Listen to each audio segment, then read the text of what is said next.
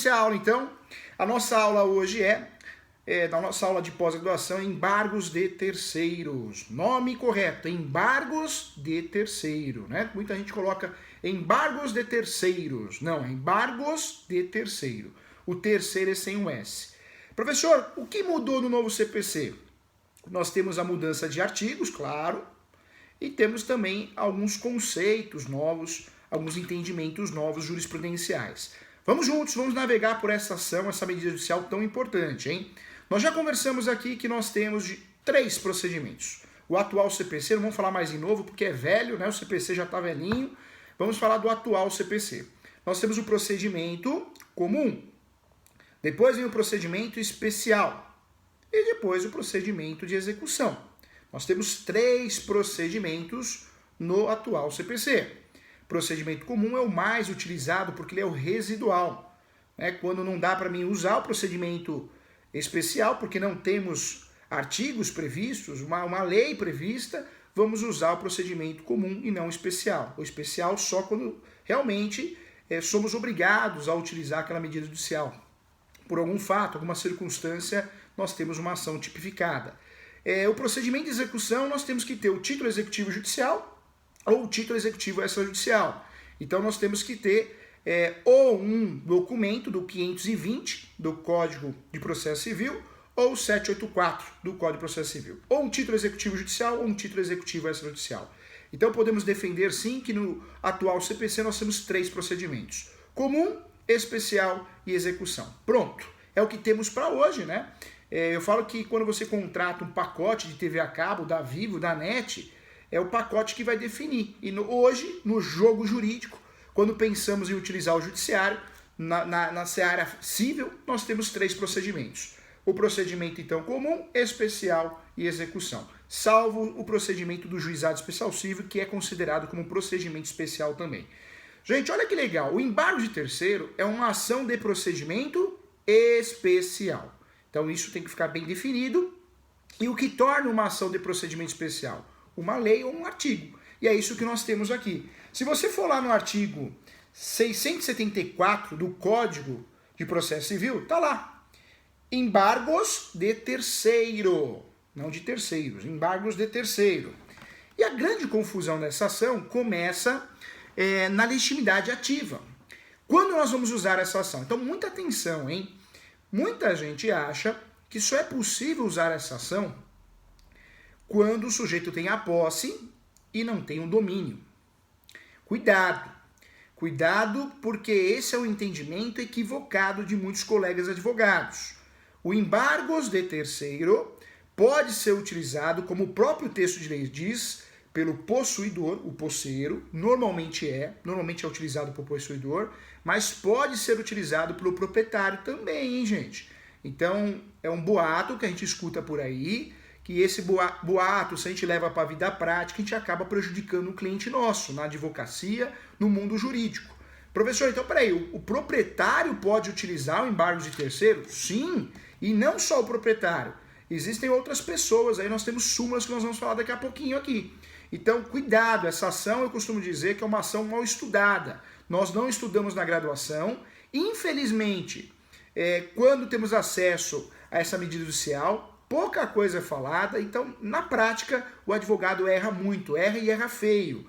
Vamos lá. O embargo de terceiro, não interessa em qual procedimento nós vamos atuar, toda a petição inicial sempre vai seguir o artigo 319. Então, o embargo de terceiro, apesar de ser uma ação de procedimento especial, ela vai seguir os requisitos do artigo 319 perfeitamente. Então, pronto. Toda ação tem a sua prova conexa. Nós já conversamos sobre isso. Prova conexa. O que é prova conexa no divórcio? É a prova obrigatória. No divórcio, a prova obrigatória é a certidão de casamento. Ninguém faz divórcio direto, conforme a emenda constitucional 66 de 2010, sem provar o casamento. Então eu provo o casamento e aí eu vou pedir naquela ação o divórcio. Então a prova conexa do divórcio é o casamento. Professor, qual que é a prova conexa numa ação de alimentos de filiação de filhos? A certidão de nascimento ou o próprio RG para provar a filiação. Professor, o que prova danos morais numa relação de consumo? O contrato de adesão? Então nós temos sempre no cenário jurídico do direito civil a prova conexa. A prova conexa é o documento obrigatório, imprescindível, indiscutível que tem que ter na ação. Quando nós falamos das ações possessórias, reintegração, manutenção, interdito proibitório, nós temos que ter sim a prova da posse. Quando nós vamos fazer uma ação reivindicatória, nós temos que ter a prova da propriedade. Uma ação de missão da posse, outra ação traiçoeira demais. Muita gente compra o imóvel no leilão, compra lá o imóvel no leilão, tem direito, tem acesso à carta de arrematação, só que por falta de conhecimento, por falta de dinheiro, não registra essa carta de arrematação. E aí o que acontece? Aquela carta de arrematação, ela não faz a vez do registro no cartório de imóveis. É um documento importante para que você consiga o registro, mas ela não vai suprir o registro. E aí você pega aí colegas nossos, o que eles fazem? Ingressam com uma ação, quando tem a informação do seu cliente, ingressam com uma ação de missão na posse. Porque normalmente esse cliente que procura o advogado, a advogada, comprou o imóvel no leilão, não registrou por falta de dinheiro, falta de condições, falta de informações, e ainda para piorar a história, ele ainda avisa que tem alguém morando lá no imóvel, que tem alguém morando no imóvel, um mutuário, um invasor, e aí muitas vezes você pensa na ação correta. Qual que é a ação correta nessa situação, professor? Certamente é a emissão da posse, é a ação adequada. A ação de emissão da posse, eu quero a posse pela primeira vez, uma posse que eu nunca tive. Eu sou proprietário, eu tenho a prova do registro, tá aqui, e agora eu quero a posse pela primeira vez. É isso. Mas eu não posso usar a ação de emissão da posse se eu não tenho registro. Quantos colegas nossos ingressam com uma ação de emissão na posse sem fazer a prova do registro, sem fazer a prova do domínio? Muitos colegas juntam aquela carta de arrematação e acham que aquilo vai suprir. Não é assim, hein, gente? Precisamos tomar muito cuidado, porque nós temos as ações possessórias, onde eu tenho que provar a posse. Reintegração, manutenção e interdito proibitório. As ações que eu tenho que provar o domínio, não tem choro e nem vela. Eu preciso provar o domínio só prova de um jeito, através da certidão de propriedade, sendo matrícula ou transcrição. Transcrição a partir de 76, matrícula, né? Transcrição antes de 76, conforme as regras das normas da corregedoria e a lei de registros públicos, a lei 6.015. Então essa confusão nesse cenário, quais são as possessórias, quais são as ações de domínio ou petitórias, a gente erra e erra feio. E nós já falamos aqui que no direito imobiliário registral e notarial também, nós não podemos errar, né, gente? Não podemos errar porque as custas são altas. Quando nós falamos de ação imobiliária, ações imobiliárias, né, no plural, nós precisamos tomar cuidado porque as ações imobiliárias, nós temos valores altos, porque o valor da causa, conforme artigo 292, ele tem que ser o valor do imóvel, no mínimo o valor venal, no mínimo o valor do negócio. Então hoje no Brasil dificilmente você vai comprar um imóvel com um valor abaixo de 100 mil, né? É uma realidade. Então as nossas ações do advogado que atua na realidade no direito imobiliário são ações que você vai fazer com o valor da causa aí no mínimo 250, 300, 400 mil ou mais, né? É a realidade. Qualquer terreno no Brasil custa muito caro, né? Principalmente aqui no estado de São Paulo.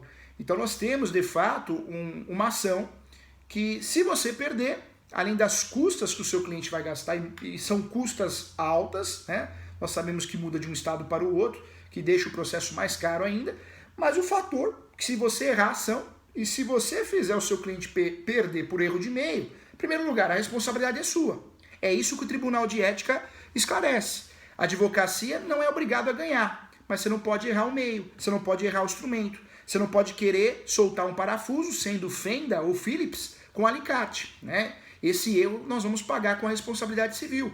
Então nós precisamos tomar cuidado, porque no direito imobiliário registral e notarial, se a gente não respirar, se a gente não estudar, se a gente não for humilde para entender que é um ramo traiçoeiro que a gente tem que estudar e estar inovando sempre, e fazer curso, e fazer pós, a gente pode cair num limbo, num buraco. E é o que acontece muito.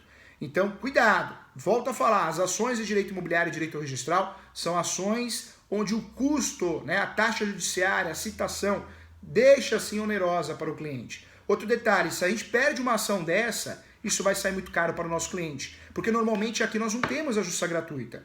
Não é fácil conseguir a justiça gratuita quando o seu cliente comprou uma posse de 200 mil. Não é fácil conseguir uma justiça gratuita quando o seu cliente financiou um imóvel de 300 mil reais, 400, 500, 1 milhão. Não é fácil. O judiciário não tem dado a procedência do pedido de justiça gratuita, dos benefícios da justiça gratuita, com facilidade.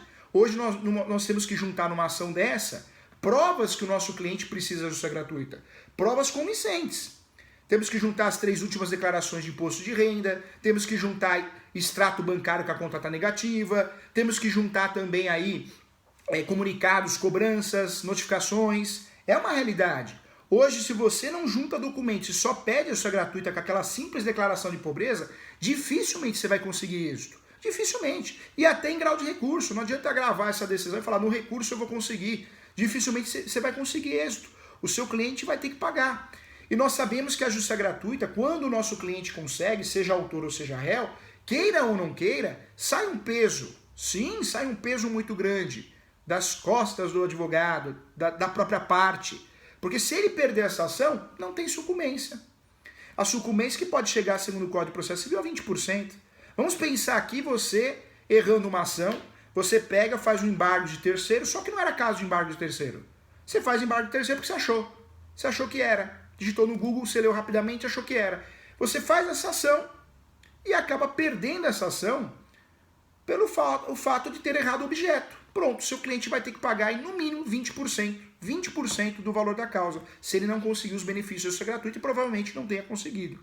Então, cuidado.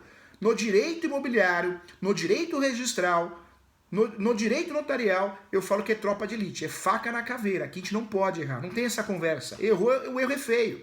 Lá no direito de família, muitos colegas advogados erram muito. Erram muito porque pede o divórcio com a partilha de bens e esquece da mudança de nome, que o autor queria, ou a autora queria. É muito comum isso. Não fala da visita, não fala de guarda, ou pelo menos tenta. Só que no direito de família, esse erro, ele é grave. Mas dá para dar um jeito. Você faz uma ação de retificação de registro público e conserta, né, aquela oportunidade que você não exerceu realmente para mudar de nome, para voltar a usar o nome de solteiro ou de solteira. Aqui no direito imobiliário, como que você vai consertar? Não tem conserto.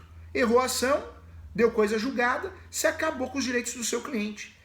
Talvez a outra parte vai aproveitar isso como tese de defesa, vai aproveitar isso em sede de uso capião, é uma realidade. Então, muito cuidado, gente, muita atenção. Vamos lá, então, embargos de terceiro é sim uma ação de procedimento especial. Primeiro ponto, é uma ação de procedimento especial. Ponto 1. Ponto 2, cuidado, não sei porquê, não sei de onde tiraram isso, muita gente acha que o embargos de terceiro só pode ser feito pelo posseiro. Cuidado, não é a realidade dos fatos. O embargo de terceiros pode ser feito pelo possuidor, quem tem a posse, e pode ser feito por outras pessoas. Então vamos juntos aqui, ó. Atenção agora, hein? Artigo 674. Quem não sendo parte no processo sofrer constrição ou ameaça de constrição sobre bens que possua, sobre os quais tenha direito incompatível com o ato constritivo, poderá requerer seu desfazimento na sua inibição, por meio de embargo de terceiro. Pronto, é a definição da ação. Depois aparece aqui, olha que interessante, ó. Depois aparece no parágrafo 1º. Os embargos podem ser de terceiros proprietário, anotou? Olha só, artigo 674, parágrafo 1º, hein? Os embargos podem ser de proprietário.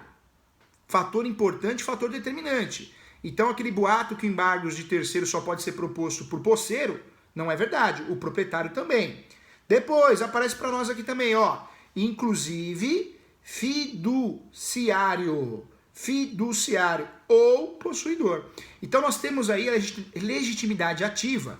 3 pessoas. O posseiro, também o proprietário e ainda o fiduciário. 3 pessoas, tá? Então, a primeira confusão que acontece, aqui é pós-graduação prática, focada na prática, primeira confusão que acontece, faz o advogado errar feio, induzir o seu cliente a erro, é sim acreditar que a legitimidade ativa só pode ser feita única e exclusivamente pelo possuidor, o posseiro. Não é verdade, hein, gente? Então, nós temos aqui o próprio texto de lei, o próprio Código Civil, traduzindo isso para nós. Tá? Então, importante deixar claro isso, que é o nosso primeiro erro. Então, segundo ponto. Vamos para um terceiro ponto aqui importante. Vamos lá, as Vanessas chegaram, hein? O terceiro ponto importante, gente, você não pode, numa pós-graduação, no nível que você tá, essa turma é muito boa, ó, o Saulo aí, Marina, todo mundo aí, as Vanessas, você não pode fazer mais confusão com posse, domínio, não pode mais. Esquece essas confusões. Nós temos, sim, de fato, 3 direitos diferentes no Brasil. 3 direitos diferentes. Então não pode mais confundir posse com domínio. Ah, é muito diferente, é muito igual. Não, são direitos diferentes. Nós tivemos a jornada de direito civil que classificou de fato a posse como direito autônomo. Como que nós temos hoje, de fato, na prática, na atuação prática da advocacia, dos investidores, dos cartórios? Direito de propriedade autônomo, um direito próprio. Claro que é o sonho de consumo de todos. O melhor direito que nós temos sobre um bem, móvel ou imóvel, é a propriedade. É o direito que nos dá uma segurança máxima. Sabemos que não é uma segurança absoluta, claro que não, relativa, porque mesmo o proprietário pode sofrer com a desapropriação, mesmo o proprietário pode sofrer com um tombamento, né?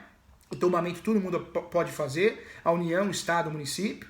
Então nunca vamos ter uma segurança absoluta, sempre relativa. O proprietário também tem uma segurança relativa, mas nós sabemos que dos direitos que nós temos é o melhor direito. Então separa lá. 1, direito de propriedade.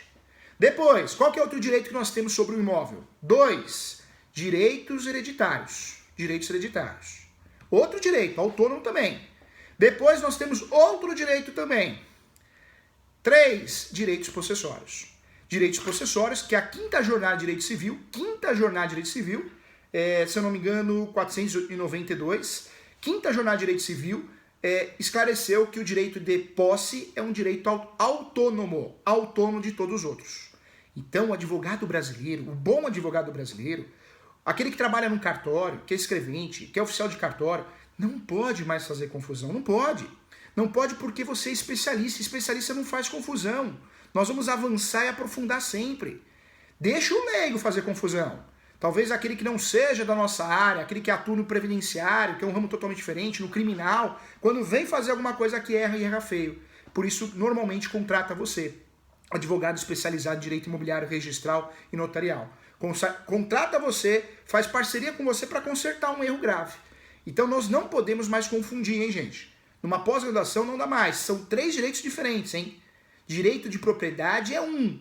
Direitos hereditários é outro. Direitos possessórios é outro. 3 direitos diferentes. Hoje, atualmente, não podemos mais entender, só é dono quem registra. Não, são direitos diferentes.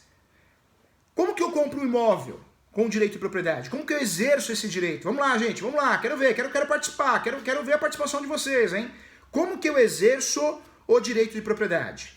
Comprando um imóvel através do quê?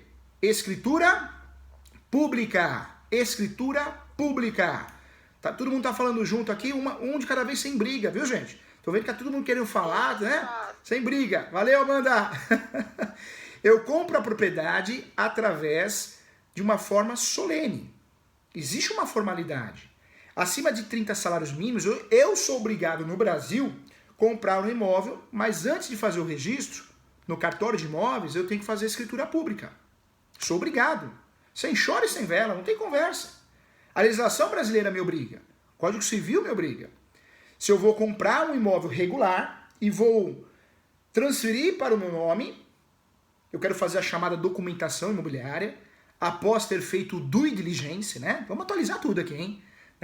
É engraçado que a checagem de certidões no passado era atos iniciais, era verificar certidões, agora ganhou um nome especial, due diligence, tem que fazer biquinho. Depois que você fez o due diligence, né, que é a solicitação de certidões de propriedade, distribuições cíveis, distribuições criminais, na esfera estadual, na esfera federal, você viu que tá tudo certo, vai comprar o imóvel, você vai fazer o quê? Escritura pública, depois o registro. Legal. É assim que eu compro um imóvel no Brasil, regular, e transfiro para mim. É assim que eu adquiro o direito de propriedade no Brasil. Essa na forma onerosa. E pode ser feito também na forma sem ser onerosa. E aí vem a doação, não é verdade? Então também atenção a isso. Segundo direito, direitos hereditários. No Brasil, os direitos hereditários podem ser vendidos sim senhor, sim senhora. Eu não tenho dinheiro para fazer inventário, não tenho, recebi herança, não tenho R$1 para fazer inventário, nem para contratar advogado. Eu posso fazer liquidez com o direito que eu recebi. Como que eu vou fazer liquidez com o direito que eu recebi? Como que eu vou transformar a herança em dinheiro? Herança, quando a gente recebe direitos hereditários, segundo o Código Civil de forma automática, não é isso? Quando eu recebo herança, tem um jeito de eu fazer dinheiro sem fazer inventário. Eu vou vender a cessão de direitos hereditários. O problema da cessão de direitos hereditários, que muitos colegas nossos, advogados, corretores de imóveis, pessoas, investidores, o próprio leigo, nós fazemos bobagem. Nós vendemos as cessões de direitos hereditários através de um contrato de gaveta. E esse contrato é nulo, não vale nada. A cessão de direitos hereditários, quando você vai orientar o seu cliente, quando você quer fazer cessão de direitos hereditários, a única forma de fazer essa cessão de direitos hereditários de forma correta é você fazer através de escritura pública e também a anuência de todos os herdeiros, para evitar nulidade pelo direito de preferência.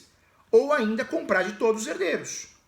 Você compra de forma integral os direitos hereditários. Aí legal. E com escritura pública, você pode inclusive fazer um inventário posteriormente. Se habilitar o inventário se estiver em andamento, fazer o inventário como inventariante e pode inclusive também, discussões doutrinárias, jurisprudenciais a respeito, pode também aí fazer o registro. Então, olha que situação. Vamos lá, agora para a terceira situação. Terceira situação. Professor, como que eu compro imóvel irregular no Brasil? Como que eu compro? Vai, Saulo. Vanessa, Marcela, Amanda tá hoje 10 aqui, ó. Amanda tá participando bastante. Como que eu compro? Não quer falar? Pode falar aqui, tá? Pode abrir o áudio, pode falar. Não quer falar? Digita aqui. Como que eu compro imóvel no Brasil? Numa pós-graduação forte, focada na prática, em direito imobiliário, direito registral, notarial, nós temos que saber como que a gente faz um negócio irregular. Ah, professor, eu não faço negócio irregular. Faz sim, todo mundo faz. Não vem com essa conversa não. No Brasil, 70% é posse. Tá provado isso. Não vem com conversinha não. Aqui é transparência, aqui estamos entre colegas aqui. No Brasil, 70% é posse. Os maiores investidores em imóveis no Brasil, que ganham milhões, eles não ganham dinheiro com imóvel regular, não. Ganham dinheiro com imóvel irregular, tá? Irregular, tá? Então é uma realidade. Mas esse sujeito, que muitas vezes é de outro país, é estrangeiro, é canadense, é árabe, né, entre outras nacionalidades, esse sujeito ele sabe fazer muito bem a compra de um imóvel irregular. Melhor que muitos colegas advogados. Melhor que muita gente que trabalha em cartório, não é? Como que ele faz? Olha lá. Olha o Lázaro aí. Compra os direitos de posse e pede o campeão. Verdade, Lázaro, mas o nome correto, o nome técnico, o nome que deve constar no título do contrato, hein? No título do contrato, que pode ser de gaveta, não precisa ser escritura pública, mesmo porque muitos cartórios se negam a fazer escritura pública de posse no Brasil. Existem proibições em normas da corregedoria, em algumas delas. O Brasil é muito grande, né? Então existem proibições sim. Então, esse instrumento particular, esse contrato de gaveta, normalmente feito no Word, ele é feito através da cessão de direitos. Josiane, olha o nome, cuidado, tá? Não é compromisso compra e venda, não. Atenção aqui, ó. Cessão de direitos hereditários. Não, tá errado. Cessão de direitos de propriedade? Não, tá errado. Cessão de direitos possessórios e afins. Se você quer comprar na sua vida um imóvel irregular, mesmo não tendo dinheiro para fazer o registro, mesmo não tendo dinheiro para fazer a escritura pública, ou você está comprando esse imóvel irregular, porque é o que a vida lhe permite, né? Você está numa situação que você acha que é uma vantagem, que você vai regularizar amanhã porque você é advogado trabalha em cartório, ou é investidor, ou é o que resta. Então compra direito. Promete pro professor que você vai comprar direito ou vai orientar o seu cliente a comprar direito. Não vai comprar errado, porque comprou errado não vale nada. Você vai comprar através da cessão de direitos hereditários? Não. Cessão de direitos de propriedade? Não existe. Cessão de direitos possessórios. Anota aí, ó. Quando eu compro um imóvel irregular, a forma correta, a forma devida, a forma que me dá todos os direitos possessórios é a cessão de direitos possessórios e afins. Cessão de direitos possessórios e afins. Isso é comprar um imóvel irregular bem comprado. Bem comprado que eu digo, você ter os direitos que a posse pode lhe fornecer. No Brasil, bobo aquele, realmente tem muito, não conhece, né, o sistema, o mercado imobiliário, aquele que fala que a posse não vale nada no Brasil. Nunca foi assim e nunca vai ser assim. A posse tem valor, sim, um valor alto. Hoje a posse custa aí 30%, 40%, 50%, 70% do valor de mercado. Existe uma transação, um mercado muito grande nas transações imobiliárias a respeito de posse, inclusive nas comunidades, inclusive no âmbito rural. Quem compra hoje no Brasil um imóvel rural totalmente irregular? Não é realidade. Para com isso, não é realidade, nunca foi, nunca será. Quando nós compramos um imóvel rural, normalmente essa transação imobiliária, ela é o quê? Híbrida. Anota aí, ó. Anota aí, Lázaro. Híbrida. Josiane, Marina, híbrida. Professor, o que é uma transação imobiliária híbrida? Eu compro uma fazenda, 70% dela é direito de propriedade. Legal, já passo para o meu nome. 30% dela, 15% é direito de posse e 15% é direitos hereditários. Ou seja, talvez eu tenha que fazer um inventário para conseguir transferir os outros 15% e os outros 15% eu tenho que fazer uso capião mesmo. Professor, mas eu já apareço na matrícula, professor do imóvel, não posso fazer uso capião. Pode sim, quem falou isso para você? Aqui é pós-graduação, não é graduação, aquele conhecimento superficial, aquele conhecimento que a gente não é no dia a dia.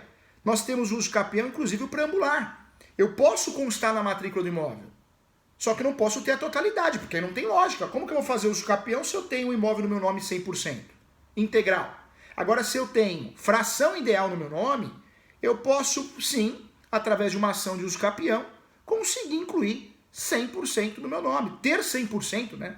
Eu vou pegar aquela fração ideal que não está no meu nome, eu vou, através de uso capião, seria um remédio, sim, para sanar vícios registrais através da posse. Claro. E um remédio que não depende de ninguém. O que é muito interessante da posse, quando nós usamos para efeitos de uso capião, tem nos outros requisitos, posse, animus domini, que é a alma de dono, mansa e pacífica, é que no uso capião a gente não depende de ninguém. É uma ação declaratória, quando feita sobre ação, quando feita via requerimento no cartório, provimento 65, eu também estou requerendo um direito declaratório, eu estou querendo a confirmação, a homologação de um direito, só depende de mim. A não ser que alguém se habilite no processo judicial, alguém faça uma notificação, um requerimento no cartório, querendo, né, realmente que você não tenha o exercício desse direito, não consiga o exercício desse direito. Mas é diferente. Em regra, o uso capião ele é, sim, declaratório e não existe litígio. Ele pode se tornar litigioso, tá?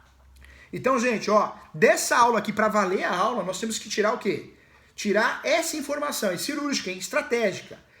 Dá para comprar um imóvel irregular tendo todos os direitos? Dá. Qual que é o contrato, professor Júlio? Cessão de direitos possessórios e afins. Esse é o título. Cessão de direitos possessórios e afins. Ah, professor, eu quero cessão de direitos possessórios. Tudo bem, não vai mudar muita coisa. O afins é muito importante. Mas o termo adequado, o mais completo, é cessão de direitos possessórios e afins. Afins quer dizer o quê? Todo e qualquer outro direito. Ok? Nós temos uma jornada de direito civil, que não é brincadeira. Nós temos uma jornada de direito civil. Essa jornada de direito civil, ela esclareceu muito bem que a posse é um direito autônomo. Jornada de direito civil. Isso, a posse é um direito autônomo. Isso é muito importante porque tem juiz ainda que faz confusão, gente. Todo mundo erra nessa história. O direito possessório não pode ser confundido com qualquer outro direito. Não pode, não deve ser confundido. Nós temos, infelizmente, alguns magistrados que confundem.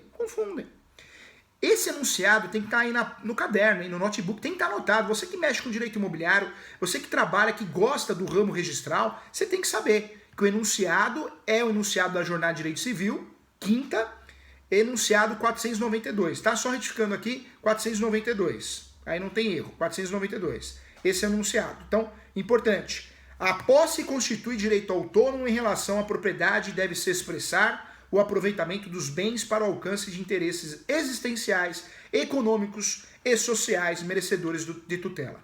Então, tá aí, tá, gente? Então, esse é um fundamento que você deve usar nas suas ações possessórias, na sua ação de uso capião, seja qual for uma das 36 modalidades, ou também, inclusive, no fundamento, no requerimento via cartório, você pode usar também, inclusive no embargo de terceiros. Então, é um fundamento que valeu, inclusive, a nossa participação aqui na aula, hein? Vamos juntos aqui, ó. Josiane, falei para venda. Desculpa, valeu, Josiane, importante que você falou, né? O ruim é quando não fala nada. Tem que falar, gente. Eu confio nessa turma, eu defendo tanto essa turma, eu falo que essa turma é maravilhosa, que é uma das turmas mais queridas, né? Vamos lá, quero a participação de vocês aqui, vamos juntos. É aula, passa rápido. Vamos lá. Então, embargos de terceiros. Nós acabamos aqui com essa confusão que embargo de terceiros só posso fazer se eu tiver a posse, professor. Não. Se tiver propriedade ou direitos fiduciários também, tá? Então, acabou com erros de concurso público, inclusive para quem presta concurso, e da vida prática. Então, acabou esse erro, hein, gente? Acabou. Legitimidade ativa também tem o proprietário. É claro que na vida real, no mundo real, normalmente o cliente, quando procura advogado, é aquele cliente que está lá lavando o carro, né, tá guardando a compra e chega um oficial de justiça, ou chega alguém tirando foto da casa, alguém perguntando, alguém informando que aquele imóvel vai a leilão. Aí, aquele susto. Como assim meu imóvel vai a leilão? Eu moro aqui há 3 anos, 4 anos, 5 anos. Amor, vem cá. Olha, ele tá falando que o nosso imóvel vai a leilão, que absurdo. Só que aí, a hora que essa pessoa que mora lá no imóvel, né, vai procurar o advogado, aí ela mostra aquele contratinho. Doutora, como que meu imóvel vai a leilão se esse imóvel é meu? Tá no meu nome. Olha aqui, doutora. Aí mostra o quê? Contrato de gaveta. Mostra uma escritura pública sem registro. Mostra uma carta de adjudicação sem registro. Uma carta, né, chamada carta de adjudicação, através da ação de adjudicação compulsória sem registro. Carta de rematação sem registro. Ou seja, qualquer coisa. Formal de partilha sem registro. Não tem jeito. O risco de perder esse imóvel é muito grande. O risco de perder esse imóvel é real. E por que real? Porque você só tem a posse. Você tem que explicar isso para o cliente. Ele tem que entender, tem que cair a ficha dele, ele tem que voltar a si mesmo e falar, opa, a doutora está certo? Eu só tenho a posse, eu não tenho o registro. Eu achei que eu tinha tudo, olha que contrato lindo, bem feito. Né? Então, normalmente, a vida real do embargo de terceiro é essa. Né? Normalmente, nós somos procurados nessa situação. E nessa situação, muitas vezes também, ela é tardia. Né? Vamos lá, olha só. Outro ponto que eu queria tratar com você, tá? Então, a diferença de posse e domínio e dos contratos. Quantos direitos nós temos? São 3. Direito de propriedade, direito de posse e direitos hereditários. Eu troquei da ordem, mas não tô nem aí. Tá? Todo mundo tá craque, tá firme e forte aí. Todo mundo sabe, pode trocar a ordem que for, que são 3 direitos. Direito de propriedade, direito de posse e direitos hereditários. São os 3 direitos que existem em relação a um bem, móvel e imóvel. São 3 direitos reconhecidos, não é chutar no escuro. São reconhecidos, verdadeiros. Não fazemos mais confusão com posse, não fazemos mais confusão com domínio. Pelo amor de Deus, senão não dá nem para continuar. Não é, essa turma é boa, essa turma é fera. Não dá para fazer confusão. E aí, gente, nessa aula, tudo com muito amor e carinho, você sabe o quanto o professor leciona com amor e carinho, nós também não podemos confundir com intervenção de terceiros, pelo amor de Deus, hein? Pelo amor de Deus, hein? Pelo amor de Deus, hein? Quando eu falo de intervenção de terceiros, eu estou falando de outro conceito, outra situação. Numa ação judicial, nós temos o autor e temos o réu, ou os autores e os réus. Quando um terceiro, né, auxilia, quando um terceiro participa do processo sem ser parte, o grande segredo é, sem ser parte, eu estou falando o quê? Não de embargos de terceiros, eu estou falando de intervenção de terceiros. Então, acabou essa confusão. Embargos de terceiro é peça, é ação. Ação prevista no procedimento especial. Ação prevista no 674 do Código de Processo Civil. 674 é ação. Deixa separadinho embargo de terceiro. Esquece, é ação. Intervenção de terceiro é ação, professor? Não é ação. A intervenção de terceiro é um instituto para que um terceiro, fora da relação autor e réu, participe do processo. Diferente do embargo de terceiro, que você é o autor de uma ação. Você está discutindo, você está se defendendo. Tá? Então, cuidado, não confunda. Intervenção de terceiro no antigo código, no Código 73, nós tínhamos assistência, oposição, nomeação à autoria, denunciação à lide e chamamento ao processo. Isso no Código 73. Vem o código atual, não vou falar mais código novo porque já é velho. O código novo continua mantendo 5 modalidades de intervenção de terceiro. 5. Mas mudou. Manteve 3, assistência, pode ser litisconsorcial ou simples, né? Denunciação da lide, que normalmente tem a ver com seguro, e chamamento ao processo, que a gente sempre usa o exemplo do fiador. E apareceu 2 novidades no atual Código de Processo Civil. 2 novidades. Quais são? Incidência de desconsideração da personalidade jurídica e o amicus curiae. Amicus curiae, né? Então, professor, hoje, quantas intervenções de terceiro nós temos? São 5. No passado, 5. Quais são as 5 hoje? Assistência, denunciação à lide, chamamento ao processo, incidente de desconsideração da personalidade jurídica e temos o amicus curiae. As novidades, então, são as 2 últimas. A incidência de desconsideração da personalidade jurídica era uma verdadeira bagunça, né, gente? O novo CPC, o atual, não novo, ele organizou. Inclusive, nós temos ela, segundo a teoria, de forma inversa. Então, eu posso pedir a desconstituição dos sócios e cobrar a pessoa física.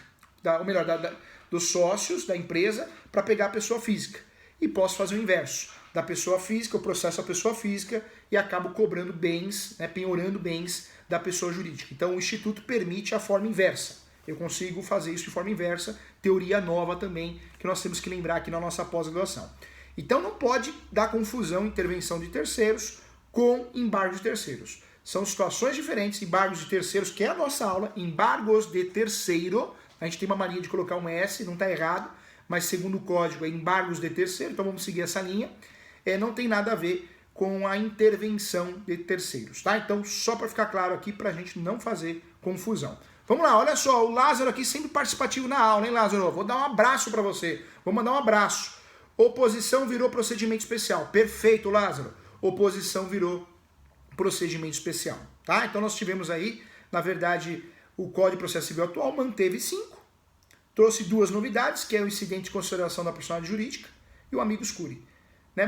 Mandou a oposição lá para o procedimento especial e manteve a assistência, a denunciação da lide e chamamento ao processo. Perfeito, legal, Lázaro. Obrigado por participar da aula, muito feliz.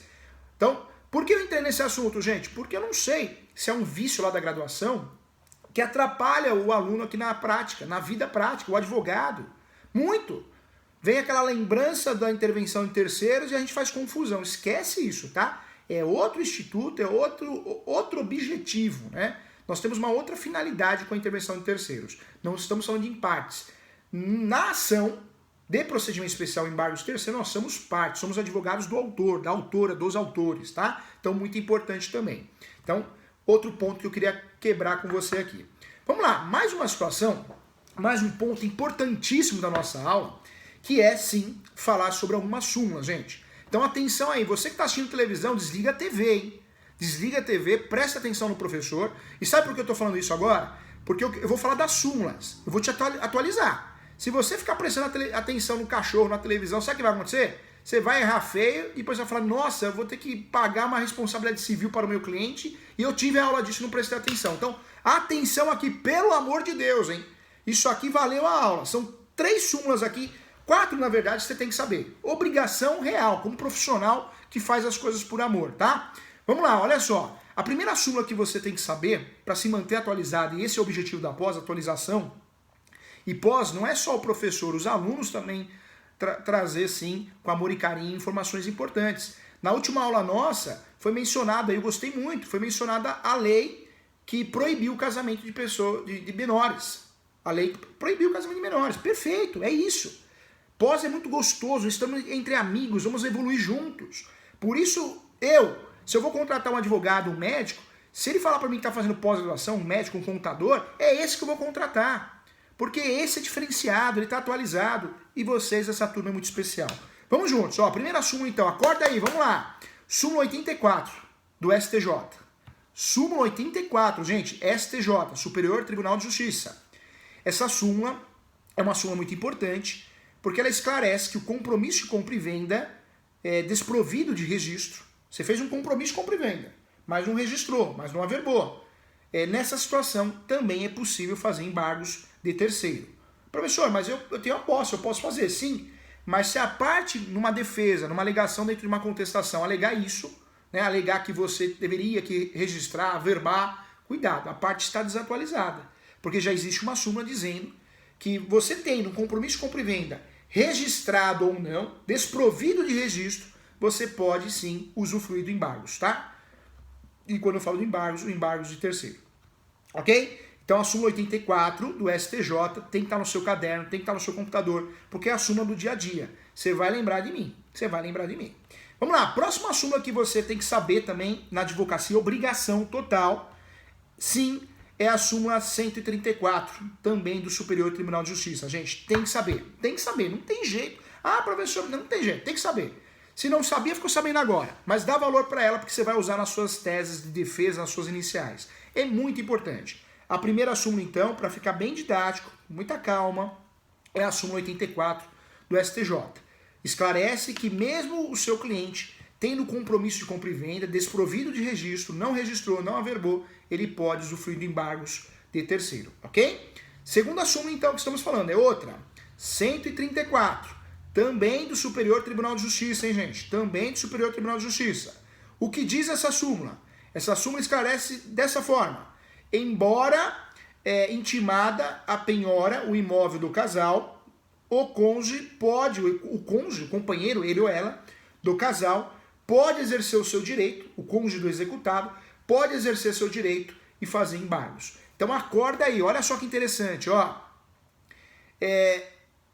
Você está atuando num processo onde foi penhorado, vamos usar esse termo aqui, penhorado, bloqueado, gravame na matrícula do imóvel. Se o sujeito é casado, ele ou ela, pode usufruir do embargos para se defender ou defender a parte dele. Nós sabemos que, em regra, no Brasil nós temos 4 regimes de casamento. Hoje, atualmente, o regime de casamento automático é o parcial de bens. Quem não escolhe, não opta, casa pelo regime parcial de bens. Quem quer escolher um regime diferente, hoje, vai ter que fazer um pacto antinupcial, também era assim no passado, e aí pode escolher mais 3, um dos 3 procedimentos que nós temos. O primeiro procedimento que nós temos para escolher, através de pacto antinupcial, é a separação total de bens. O segundo, casamento de união universal de bens, que foi o automático lá no passado, né? E a separação no final dos aquestos, que a gente acha que é teórico, não, mas está cheio de jogador de futebol que usa esse regime. No total, nós temos 4 regimes de casamento, não é regime de comida, né? Esses regimes, o primeiro é o parcial, o automático, os outros são os regimes que eu escolho através do pacto antinupcial. Tá certo que eu preciso analisar os regimes para trabalhar bem meu embargos, quando é um embargos que eu vou fazer para um cônjuge, para um companheiro. Eu preciso entender o regime que ele vive, e até mesmo se é a união estável. A união estável, que o Código de Processo Civil atual, né, tornou um Estado civil. Eu preciso escolher com muito cuidado a tese, eu preciso analisar o regime de casamento, mas o que você precisa saber hoje na aula, de forma prática, sim, que a súmula 134, ela autoriza o cônjuge, né, fazer uma ação de embargos de terceiro, sim, para defender a sua parte, o seu 50%, a sua meação, mesmo que tenha ocorrido a intimação da penhora do imóvel do casal ao cônjuge executado, mesmo. Então, pode apresentar. Professor, então é verdade que o cônjuge pode apresentar embargos? Pode. É uma baita de uma defesa, gente.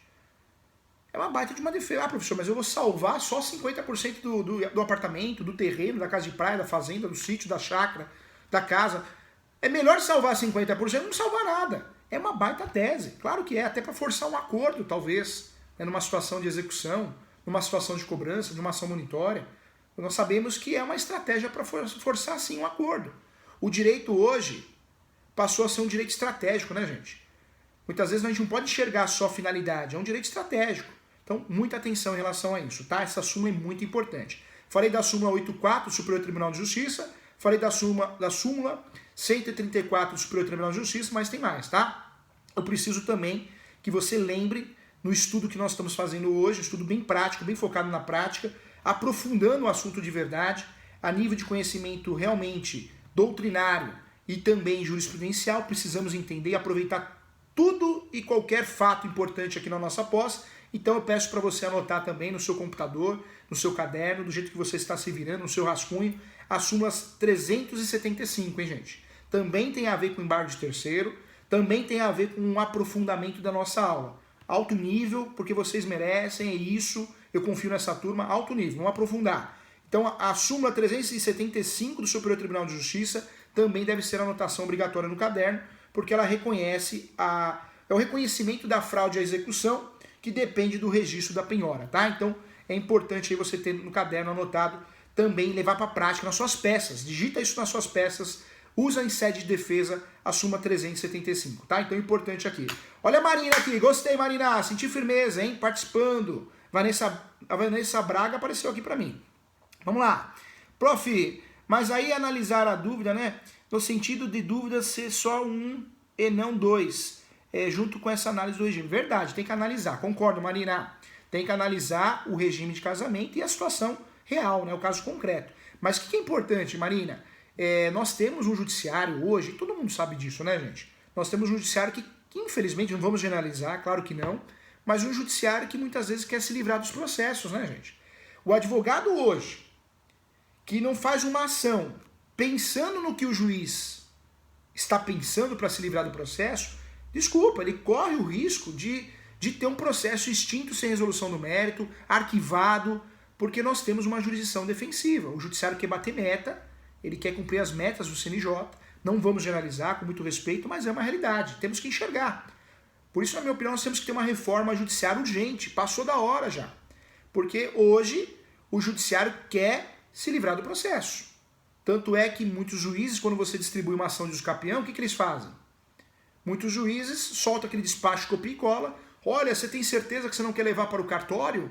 A melhor opção é o cartório. O cartório é bom, o cartório está de mãos abertas lá, braços abertos, braços abertos para te receber. E às vezes não é mais realidade. Às vezes você vai ver os cartórios da cidade de registro de imóveis, ninguém faz registro daquele tipo de negociação, daquele objeto, né? Então, na verdade, é uma intenção de se livrar, uma delegação. Então, nós temos que tomar cuidado, temos que pensar nisso, hein, gente?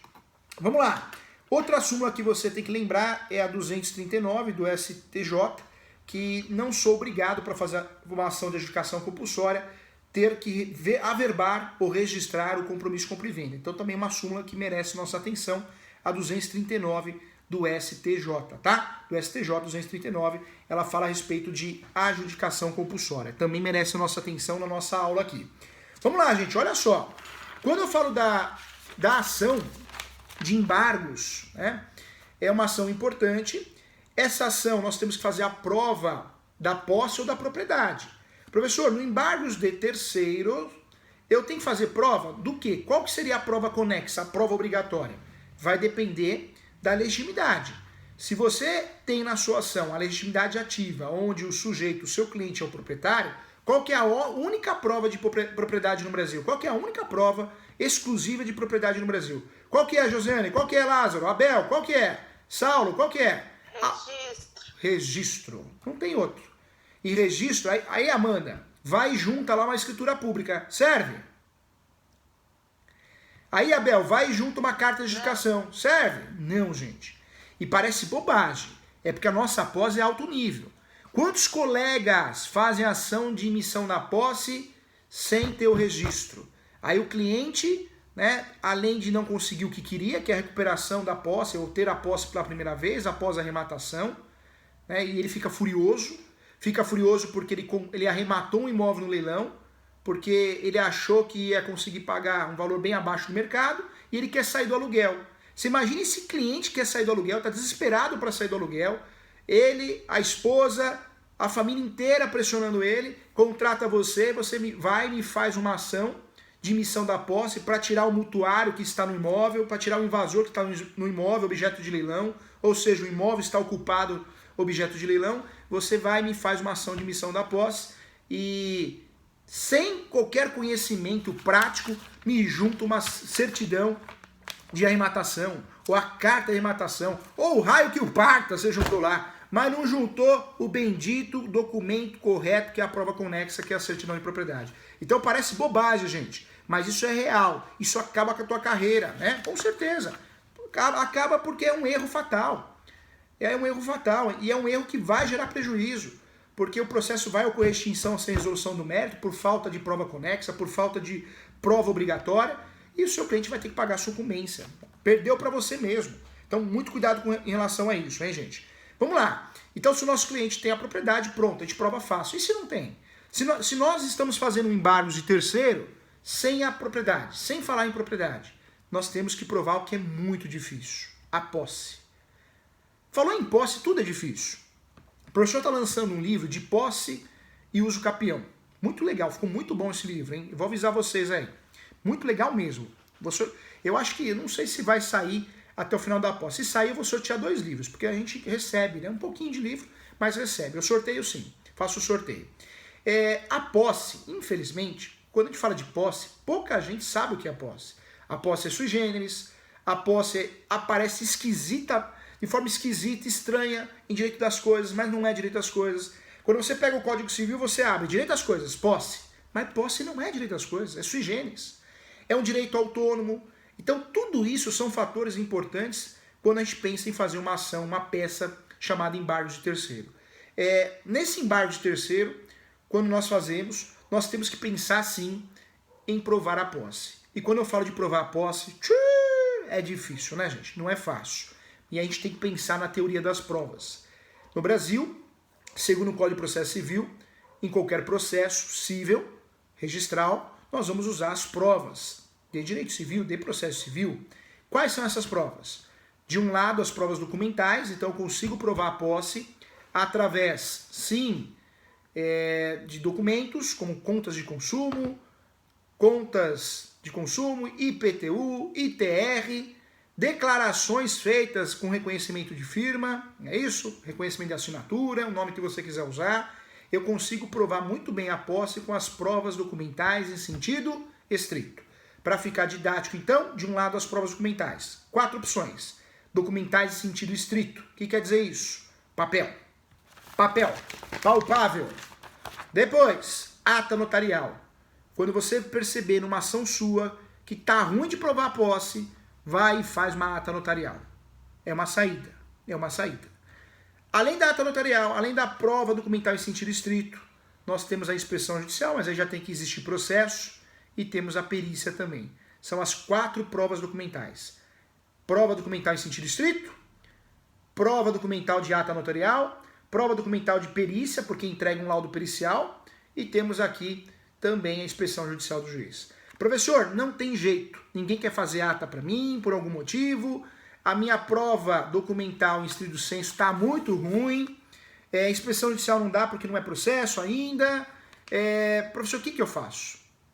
Não tem o que fazer, né? Tem que fazer. Quando está muito ruim papel, nós pensando numa ação, dá para levar para as provas orais. É uma saída, é uma opção. Muitas vezes não segura. É claro que é muito bom ter papel, materialidade.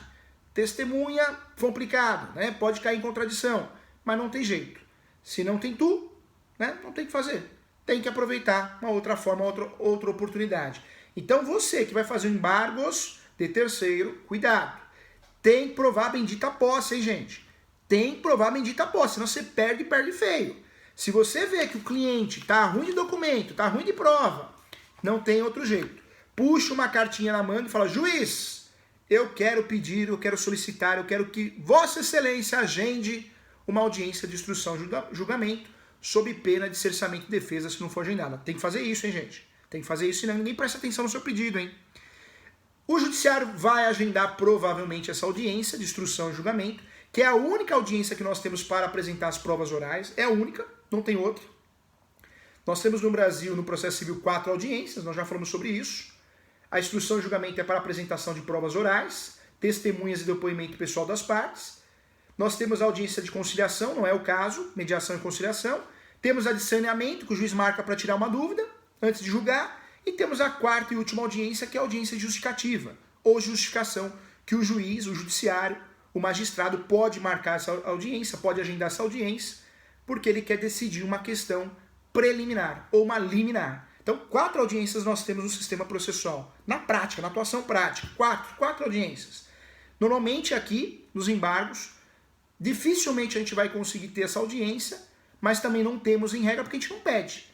Não vamos esperar que o judiciário vai olhar o nosso processo e vai falar, você não consegue provar com papel a posse do seu cliente, mas eu vou te ajudar, doutora, eu vou marcar uma audiência de instrução e julgamento para a senhora, para o senhor. Não acontece.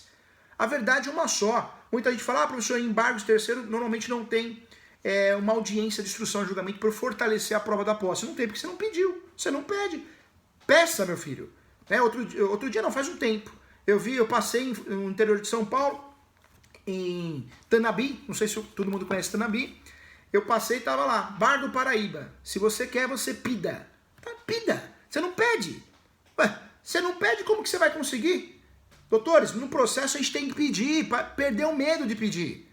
Se você pede uma audiência, um agendamento de uma audiência de instrução e julgamento para apresentação de provas orais, ou seja, depoimento pessoal das partes, autores e réus, que prestam depoimento, e também o depoimento das testemunhas, e se o judiciário não marca e não agenda essa agenda, finge demência, omissão, pronto, você já tem a tese do cerceamento de defesa, que é uma das boas teses para a gente conseguir que o nosso recurso de apelação seja julgado. Pronto, perdido não é.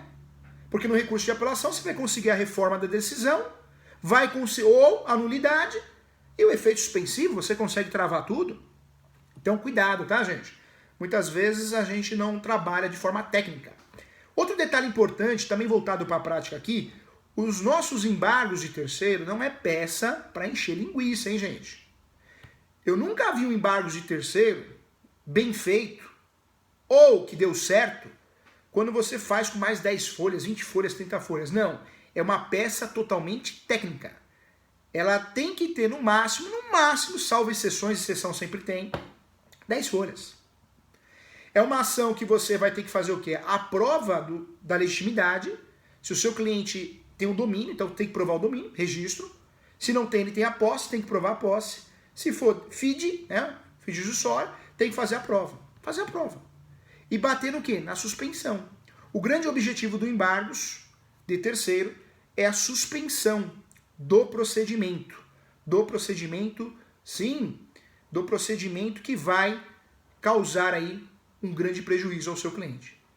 Então, muita atenção em relação a isso, tá, gente?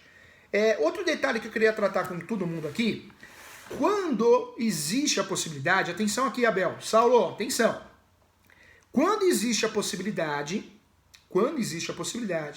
de você distribuir uma ação de uso capião antes do embargos de terceiro, vou ser muito sincero, conforme a jurisprudência, se você checar aí pelo menos umas 50 decisões, você vai ver que o que eu estou falando é verdade. Se você tem, no caso prático, concreto, a possibilidade, você foi contratado para fazer embargos de terceiro, mas se você enxergar nessa situação uma distribuição por parte do seu cliente, o autor do embargo de terceiro que está defendendo a posse, se a questão for posse, porque nós já falamos que o embargo pode ser feito por quem tem domínio, se a questão for posse, pense com muito carinho na possibilidade da distribuição da ação de uso capião. A ação de uso capião, quando distribuída antes da ação de embargos de terceiro, é totalmente positiva, hein? A alegação do uso capião distribuído em andamento dentro da sua peça de embargos de terceiros é totalmente positivo. Por quê? Nós temos uma súmula, não sei se todo mundo lembra dessa súmula, é a súmula 237 do Supremo. O uso capião poderá ser utilizado em matéria de defesa. O que diz a súmula 237, professor Júlio, do Supremo? O uso capião poderá ser utilizado em matéria de defesa. Então, se o seu cliente lhe procura e você percebe que a sua saída é fazer uma ação de embargos de terceiro, porque a história permite, a história pede isso, verifique a posse dele. Será que a posse dele é de 10 anos? Será que a posse dele é de 5 anos? Será que a posse dele é de 15? Será que eu posso fazer uma distribuição? Será que eu tenho tempo para fazer essa distribuição? Talvez tenha, porque o uso capião é uma peça simples. E o uso capião você não precisa juntar o documento na hora, você pede a juntada. Você pede prazo suplementar e junta depois de 30 dias. Ah, professor, eu não consigo fazer a distribuição do uso capião porque tem muito documento para juntar. Você vai juntar na hora, pede prazo suplementar. Mas, doutores, usar o uso capião como fundamento do seu embargo de terceiro realmente é uma saída muito interessante. Muito interessante, porque se não fosse, a gente não tinha a súmula para isso. 237 do Supremo. Então merece uma atenção nossa, porque realmente é muito interessante. Então é um ponto que eu queria tratar com você. A ação de uso capião distribuída, lembrando que nós temos aí no uso capião 3 procedimentos: judicial, administrativo, que alguns doutrinadores tratam como um procedimento à parte, e o provimento, que foi regulamentado pelo atual Código de Processo Civil, né? Mas muito mais regulamentado pelo provimento 65, que é o uso capião extrajudicial. Quando você tem um uso capião distribuído com uma ação ou requerimento no cartório, pode ser também, tá? Você pode mencionar e deve mencionar isso no seu embargo de terceiro, porque você está conseguindo fazer prova de posse. Nosso judiciário entende sim que é prova de posse. Isso tem ajudado muito, conforme diversas decisões, a prova de posse, tá? Então um detalhe importante também que eu queria falar com você. Vamos lá, outro artigo aqui importante, que merece nossa atenção, merece nossa observação, é o artigo 675 do Código de Processo Civil. O que diz o 675 do Código de Processo Civil? Vamos lá, atenção aqui, gente. Atenção aqui, vamos lá. Professor, é uma aula importante? Não é importante, é master importante. Porque o advogado que atua de verdade no direito civil, que atua de verdade, que advoga de verdade, eu duvido que na carreira dele ele não faça o embargo de terceiro. O embargos de terceiro é sim uma das peças que você fez ou vai fazer na sua vida várias vezes. Não tem como fugir. É sempre a mesma história.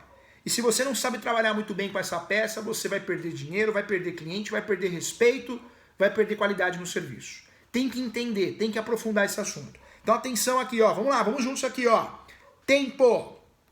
Artigo 675.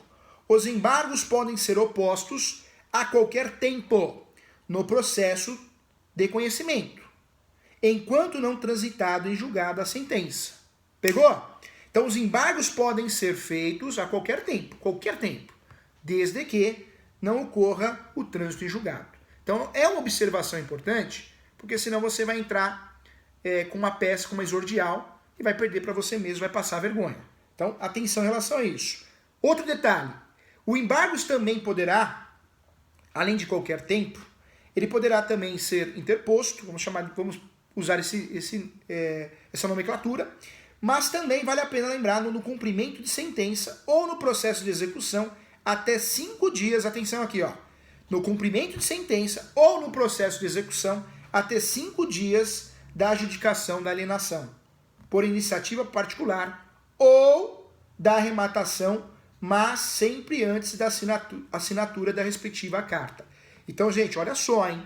Esse artigo é desprezado, mas esse artigo 675 do Código de Processo Civil é o artigo que faz muitos juízes fundamentarem muito bem, ó, e se livrar do processo de embargos de terceiro. É o artigo que vai fazer você, se não prestar atenção, perder a sua ação de embargos. Seu cliente vai ficar furioso, porque você ingressou no tempo errado.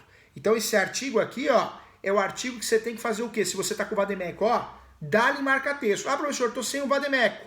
Então anota aí no seu caderno e depois fala, eu vou ler esse artigo 3 vezes. Porque é um artigo fundamental e ele é utilizado como tese de defesa também. Então muita atenção em relação a isso, tá? Outra dúvida também que é gerada, professor, embargos de terceiros, né? Tá certo o nome? Não, tá errado. Embargos de terceiro. Os embargos de terceiro, professor Júlio, eles deverão ser distribuídos por dependência? Sim, essa é a lógica. Porque, pensa comigo, ó, embargos de terceiro é mais ou menos assim a situação, você sabe disso. Eu tenho um autor e tenho um réu, eu tenho exequente e executado, o imóvel está com a posse de outra pessoa. O imóvel, né, quando eu falo imóvel, é o bem móvel, né? Quem tem a posse é um terceiro. Esse terceiro precisa gritar e falar, opa, peraí, para juiz, para aí, ó. O autor está cobrando o bem do executado, o exequente. Mas o bem, quem tem a posse do bem sou eu. Se eu tenho a posse do bem, para tudo aí, juiz. Pelo amor de Deus, judiciário. Essa é a intenção do embargos de terceiro.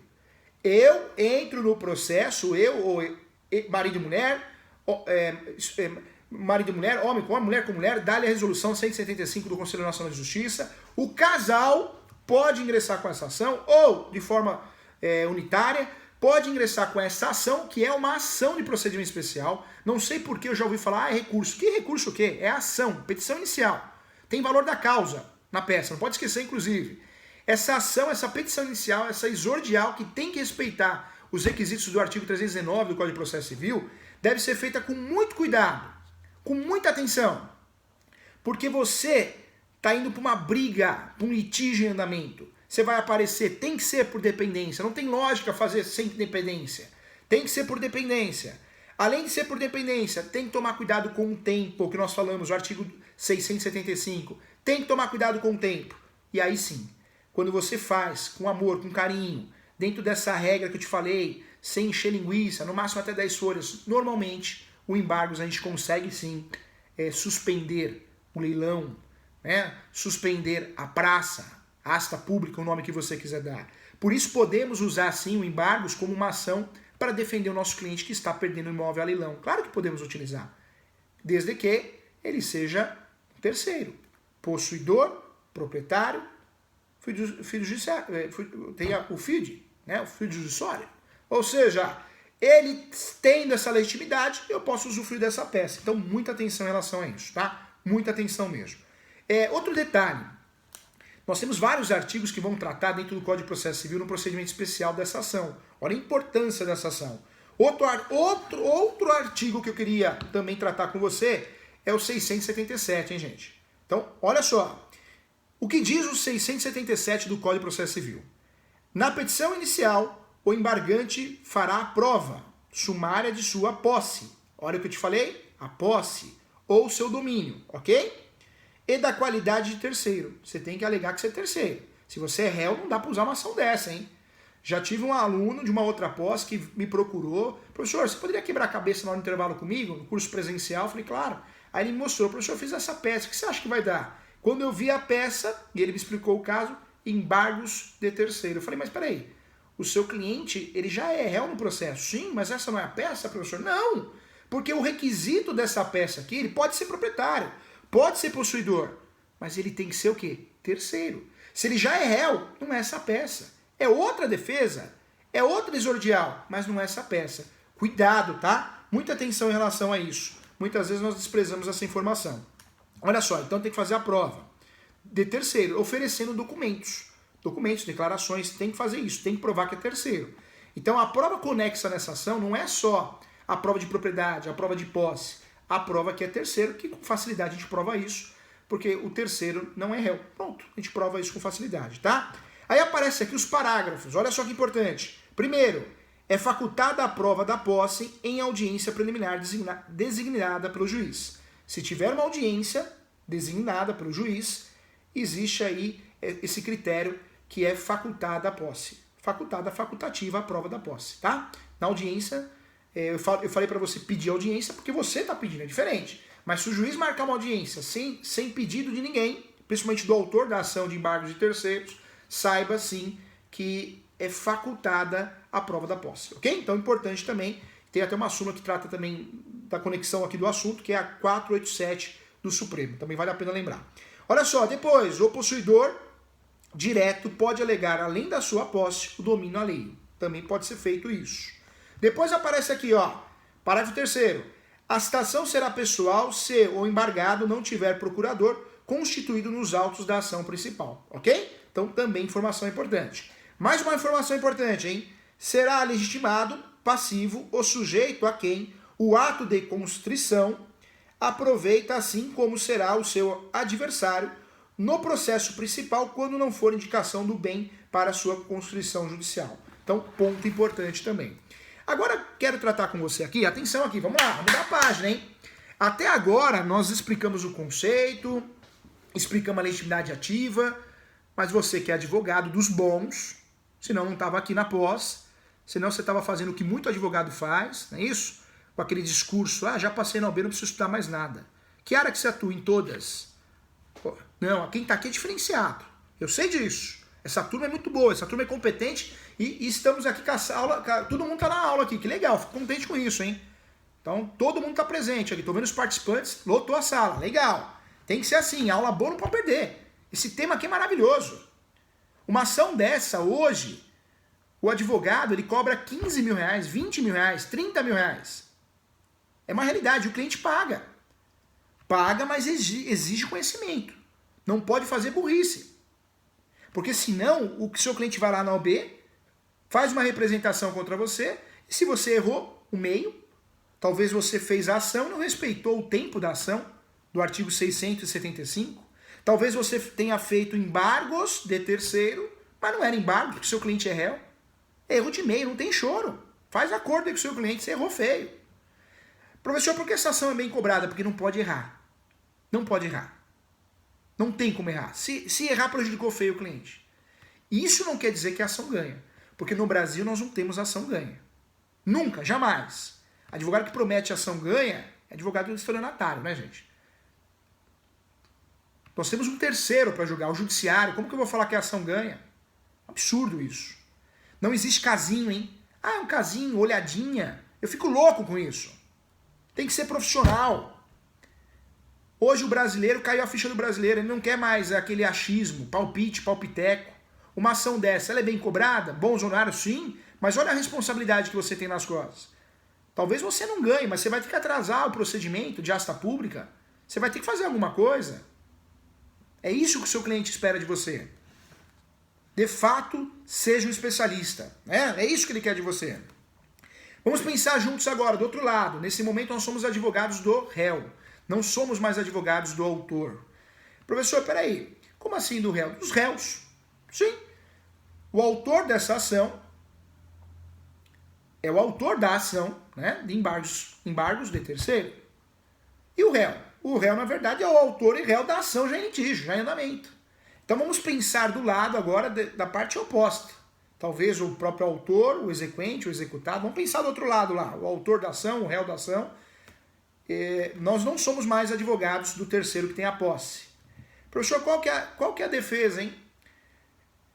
Nós temos, numa ação, numa inicial, sempre o pedido de citação. Então, sempre vai ter o pedido da citação para que as partes do processo existente, autores e réus, se pronunciem. Apresente, sim, a defesa em relação às alegações do embargos. Então, se você foi contratado pelo outro lado, você vai se pronunciar na peça. Vai se pronunciar, sim, na peça. E a regra aparece aonde? No 679. Artigo 679 do Código de Processo Civil. Tá lá, vamos lá, ó. Os embargos poderão ser contestados, então é contestação, no prazo de 15 dias, fim do qual seguirá o procedimento comum. Ou seja, então quando você faz um embargos de terceiro, por dependência, as partes que já estavam em litígio, autor e réu, para simplificar e ficar mais didático, vão apresentar a defesa. Tem o prazo aí de 15 dias para apresentar a defesa, tá? Então, também é importante isso. Outro detalhe também que eu queria falar com você, e aprofundando mesmo nessa aula, hein? É o artigo 680. Então, olha só o que esclarece 680, para a gente discutir. Contra os embargos do credor, com garantia real, o embargado somente poderá alegar. Então, olha como embargos do credor, existe sim uma pressão, né?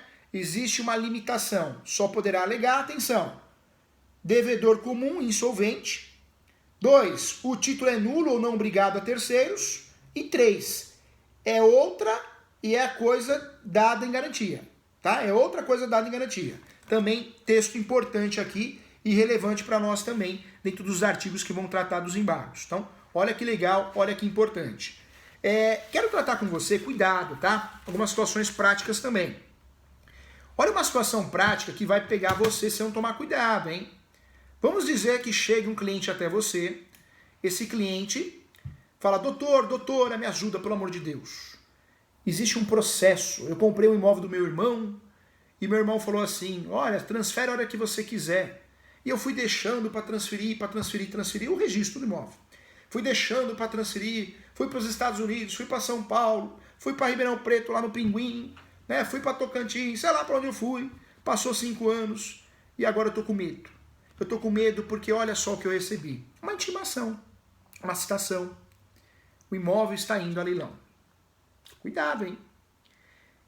Eu tive um aluno, sim, que também me procurou de forma tardia. Quando um aluno nos procura de forma antecipada do que ele vai fazer, 10, dá pra gente debater, se ajudar, aprender juntos. Mas quando procura depois que fez, não tem o que a gente fazer, né, gente? E a gente também tem que falar a verdade sempre. Muito gente boa, o Maurício, me procurou. Ele foi contratado, o cliente dele, na verdade ela, contratou ele para fazer uma defesa, porque ela ficou sabendo que o imóvel ia a leilão em virtude de uma ação trabalhista. Ação trabalhista tem nome, reclamação trabalhista, né, gente? Ela comprou o imóvel do irmão, o irmão naquele papo, registra depois, não gasta dinheiro com isso agora, tá no meu nome, tá tranquilo. Então tá bom, meu irmão, depois eu registro. Só que o irmão tinha uma trabalhista, uma reclamação trabalhista. Essa reclamação trabalhista foi procedente, virou execução trabalhista. Nessa execução trabalhista, não foi pago. E o único imóvel que estava no nome dele foi sim, a leilão. Ou pelo menos iria a leilão. Ela contratou esse advogado, Maurício, e o Maurício pensou na peça certa. Ele pensou assim, opa, a minha cliente me contratou, tá me pagando 15 mil reais para fazer uma ação. Eu já sei, eu estudei, passei no OB, já sei qual que é. Lindo, passei no OB. Inclusive caiu na minha peça no OB, um exemplo, né? Embargos de terceiro. Embargos de terceiro. Ela é uma terceira, o imóvel está indo a leilão na Justiça do Trabalho, porque a reclamante ganhou a ação, foi para cumprimento de sentença, execução, o reclamado não tinha dinheiro para pagar, o único bem que ele tinha, pronto. Fácil, acertei a peça. Ele foi e fez. Fez um embargos lindo, lindo. Eu li o embargos inteiro. No intervalo da aula, né? Dentro do banheiro, inclusive, porque eu estava com uma vontade de fazer xixi, fui correndo pro banheiro, falei, posso ler dentro do banheiro? Pode, professor. Foi lá. Gostei, adorei o embargos. Voltei a conversar com ele, Maurício, deixa eu te falar uma coisa. Seu embargos muito bem feito, parabéns, você provou a posse do seu cliente, né? Que legal. Mas eu vi que você endereçou para a Justiça do Trabalho, né? Isso aqui é um rascunho. Não, professor. Ou melhor, eu vi que você endereçou para a Justiça Civil. Não, professor, na verdade é para a Justiça Civil, não é? Falei assim, como assim? A ação não é trabalhista? O leilão não é trabalhista? O imóvel não está indo à asta pública em virtude de uma reclamação trabalhista? Ou seja, o autor trabalhista ganhou, né, o autor da ação, o réu trabalhista, o reclamado, está perdendo o imóvel que está no nome dele. Você foi contratado pela terceira, que é a irmã dele, não é? Sim, professor. E por que você fez o embargos na cível e não na trabalhista? Ah, professor, mas o embargos não é cível? Meu Deus do céu! Gente, acorda aí que isso é importante, Saulo! Isso aí não pode acontecer, erro de meio, gente. Nós estamos falando de um erro absurdo. Presta atenção, se você é procurado pelo seu cliente e o litígio, o processo é trabalhista, você jamais vai distribuir um embargos na esfera cível. Você vai ter que fazer um embargos na trabalhista. É por dependência. E foi o que eu expliquei pro Maurício. Aí o Maurício, o que ele fez? Ele correu, desistiu da peça civil e deu tempo ainda de fazer lá na trabalhista lá. E pegou o mesmo embargo, só mudou o endereçamento e distribuiu de fato no lugar certo na trabalhista. Então, gente, muito cuidado com isso, hein? Ah, professor, isso não acontece. Acontece sim. O cliente normalmente aparece com uma intimação, uma citação numa sexta-feira. E talvez você faça correndo, cheio de 1000 coisas na cabeça, acerta a peça, você é estudioso, só que esquece desse detalhe. Que o processo em litígio está acontecendo na trabalhista e não na cível. Então a peça correta é embargos de terceiro, mas não na cível, né? Sim na trabalhista. Cuidado, tá? Cuidado que a gente não pode cuspir para cima. E eu falo porque eu fui ético, porque eu falei só o primeiro nome, não falei o sobrenome do Maurício. Então, e o Maurício também é gente boa, ele sabe disso. Sabe que tudo a gente faz com amor. Então, a gente está trazendo esse exemplo para você ver que é real. Não gospe para cima, hein, gente? O direito exige concentração, hein? Nós estamos falando de uma ação que o erro pode ser fatal. Então, você vai correndo, embargos de terceiro. Fácil. Vou distribuir na cível. Que cível? Se o cliente te procurou numa relação, num processo existente na Justiça do Trabalho. Então, muito cuidado com isso, tá? Foi um erro, sim. Outro detalhe que eu queria falar para você, com muito carinho e com muito amor, nós temos nos embargos, sim, como em qualquer petição inicial, embargos de terceiros, muita gente fala, a gente vê em muitos artigos, mas o Código Civil utiliza terceiro, embargos de terceiro. Os dois jeitos estão corretos, tá? Quando eu falo de usar uma medida de urgência, ela tem que ser usada, hein, gente? Não ache que por si só o embargos de terceiro já resolve de forma liminar. Não existe isso, tá? Como diz, né, aquele sujeito dono do barzinho lá em Tanabi, se você quer, você pida. Paraíba. Tudo que você quer, você tem que fazer o quê? O que você tem que fazer, Vanessa? Pedir. Vanessa Braga, Vanessa Mazer, Vanessa Sisto, Marina, Saulo, Abel. Tudo que você quer, peça! É obrigação sua, doutor, doutora. Se você não pediu, porque você esqueceu. É erro de meio, hein? O embargos por si só não causa um efeito de celeridade. Não causa, não existe isso. O embargos é uma petição inicial. Se você quer uma tutela antecipada, se você quer usufruir de uma decisão de urgência, você quer uma decisão provisória, mas urgente, uma liminar. Alguns doutrinadores defendem que liminar não seria tutelas provisórias, né? Mas trazendo da forma mais didática possível, se você quer uma decisão liminar, você tem que pedir. E vou ser sincero, hein? Você é contratado para fazer embargos de terceiro, faz uma peça linda e esquece de pedir, meu Deus do céu, a tutela provisória liminar, você errou. Errou. Desculpa, você errou. Porque é uma ação tensa. O embargos tem o objetivo de evitar o quê? O leilão, masta pública. O embargos tem o objetivo de evitar a adjudicação do bem. E você vai esperar a decisão definitiva? Desculpa, o erro foi feio e o erro foi seu. Você tem que pedir sim uma liminar. E gente, vamos trabalhar melhor com essas liminares. A petição inicial, tudo que for pedido, pedidos relevantes, devem ser usados em sede de preliminar, hein? Professor, a preliminar só tem na contestação. Não. Preliminar, petição inicial bem feita, conforme redação forense, petição inicial bem feita até para ajudar o judiciário. Se tem pedidos importantes que devem ser lidos e julgados antes do mérito, devem ser pedidos na preliminar, né, gente? Então coloca lá em preliminar. Tutela antecipada, medida cautelar é em preliminar. Antes de você entrar nos fatos na inicial. É na preliminar, sim, senhor, sim, senhora. Professor, cada um tem um jeito de escrever. Então, põe aí a tutela antecipada só no pedido para você ver. Tá errado. Pega a preliminar e usa a preliminar na inicial para pedir tutelas provisórias, medida cautelar, tutela antecipada, tutela de evidência, para pedir justiça gratuita, prioridade processual conforme o Estatuto do Idoso ou Deficiente, antecipação de uma perícia. A peça fica mais bonita, a peça fica organizada. E me desculpa, uma peça de embargos de terceiro tem que ser organizada. Sabe por quê?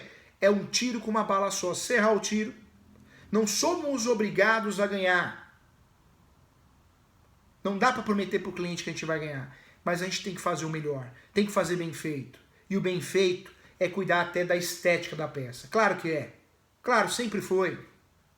Por isso nós temos no processo digital que trabalhar com imagens. Não virar um gibi, mas trabalhar com imagens. Você vai me desculpar, no embargo de terceiro, você vai, advogado, advogada, me junta um documento de ponta cabeça, gente. Ah, pelo amor de Deus, professor é advogado de construtoras aqui, sou advogado de cartório, eu vejo cada coisa. Depois fala, professor Júlio, a advocacia não deu certo para mim. O melhor ramo que tem é o nosso. O melhor ramo que tem é o direito imobiliário, é o direito registral. Não tem ramo igual. O cliente paga você, embargo, você precisa salvar o imóvel dele, você vai e me junta um documento ponta cabeça. Professor, o juiz vira na tela dele. Que vira? E se fosse físico, você ia juntar de ponta cabeça também? Junta o documento legível, não de ponta cabeça. Vai juntar um contrato, leia o contrato, leia todas as folhas, junte na ordem sequencial. Pô, junta um contrato e não percebe que está faltando 2, 3 folhas. Ai, professor, meu embargo ficou tão bonito, mas não deu certo. Claro, você não juntou prova. Pouco caso. É claro que você que está aqui comigo essa hora, você é diferenciado. Depois vão falar que é sorte. Não é que sorte nada, é competência, é disciplina, é esforço. Isso sim, se você perguntar para qualquer pessoa que teve sucesso em qualquer carreira, ela vai falar assim, disciplina, esforço, muito estudo. Esse é o segredo. Para tudo, né, gente? Para tudo. Cuidado, tá? Então, o embargos no direito do trabalho também é importante. E aí eu volto a falar, claro que nós temos que nos especializar. Ou você é advogado civil, ou você é criminal, ou você é previdenciário, ou você é trabalhista. Normalmente aquele quem faz tudo, normalmente não consegue ter muita evidência no direito, né? Hoje, nós estamos muito sim. A gente quer especialista. E o especialista se destaca de fato. Mas também não dá pra gente fechar os olhos e falar, eu vou ser advogado civilista e eu não quero saber nada de trabalho. E nem me falem, não quero saber que horas extras. Não dá. O advogado ele tem a obrigação de ter noção de tudo, todos os ramos. Tem que ter, obrigação. De entender. Não dominar. Dominar é outra coisa. Mas entender. Porque você, mesmo sendo um advogado civil, de direito registral, a hora que aparece um embargo de terceiro para você fazer na justiça do trabalho, no processo do trabalho, você tem que saber. Tem que saber quais são as peças lá. Reclamação trabalhista, a defesa, quais são os recursos, recurso ordinário, agravo de instrumento, tem que saber, tá? Inclusive a CLT regulamenta também os embargos. Temos aí os artigos, com base nos artigos 769, né? Que nós podemos usar as peças, né? Os processos, só é falta de água. Podemos utilizar, sim, né, as peças cíveis na seara trabalhista, porque o artigo 769 da CLT permite, né? 769, 889, tá? Então anota aí, se você tiver a oportunidade de fazer um embargos, na trabalhista, você vai ter que usufruir 769-889, ok? Da CLT. Então, importante bater um papo sobre isso. Outro detalhe que eu queria ver com você também, muito cuidado, gente, muita atenção aqui no que eu vou falar, tá? Muita atenção mesmo. Pergunto para a sala, vamos lá, atenção aqui, ó. Pergunto para a sala, qual é a defesa do embargos de terceiro? Quero ver. Qual que é a defesa do embargos de terceiros? Vai, quero ver se o povo está prestando atenção. Quero ver. Vamos lá, qual que é? Vai, sem medo, vai. Oh. Só o Henrique respondeu, hein? A nossa pós é alto nível, a sala tá lotada. Vamos lá, gente. Aqui é pós-graduação.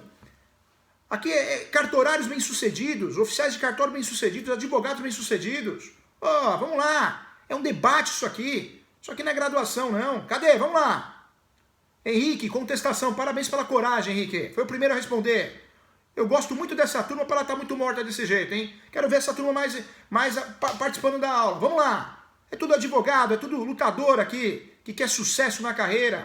Vamos participar mais, gente. Amanda, contestação. Legal. Contestação. O nome da peça é contestação. Tá? Inclusive nós falamos até do artigo, hein? Legal. Mais uma pegadinha que você vai me agradecer.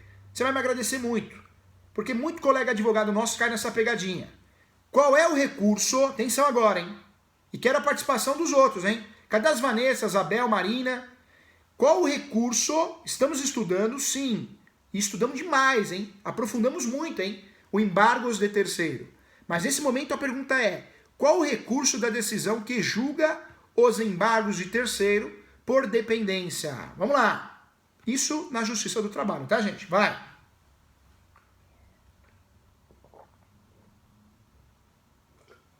Qual que é?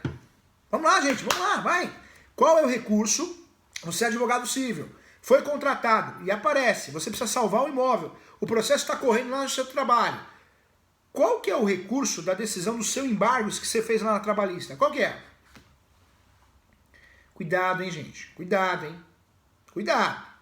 Henrique, parabéns que você tá ligadíssimo aqui, a Amanda também, hein. Felipe, gente, essa turma é muito boa, não pode ser mole não, hein. Pós-graduação tem que fazer com alma. Se for para fazer com igual cursinho, eu confio nessa turma, hein? Sem moleza, hein? Vamos lá. Boa, Lázaro. O senhor gosta do Lázaro? Ele participa mesmo.